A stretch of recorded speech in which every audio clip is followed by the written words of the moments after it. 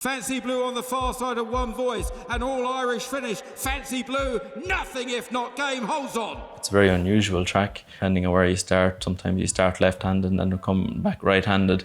Say the top of the straight as the turn in is the highest point of the track, and from there it's a little bit of a sharp bend, but there's a little bit of a turn on the straight, so you have to slightly turn the whole way.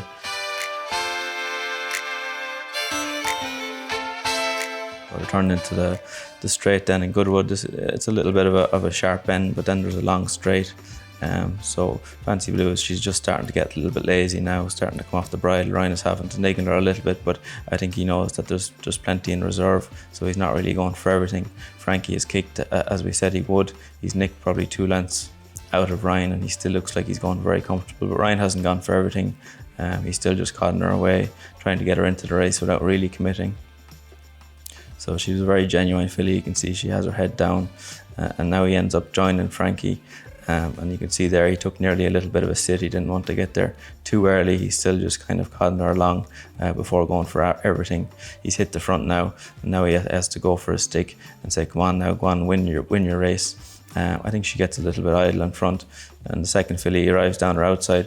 But as I said, she's very genuine. She really sticks her head down. When Ryan asks for everything, she really gives, and she's grinding the whole way to the finish, and ends up winning half length. So yeah, another great day. Very hard races to win. It was my first Group 1 winner in the UK, and another very special day.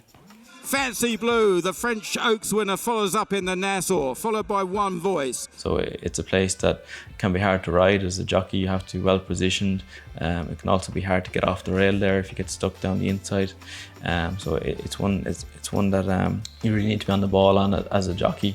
And once the race starts to move, you have to commit with them. And sometimes if the race gets away from you, it can be hard to make up ground.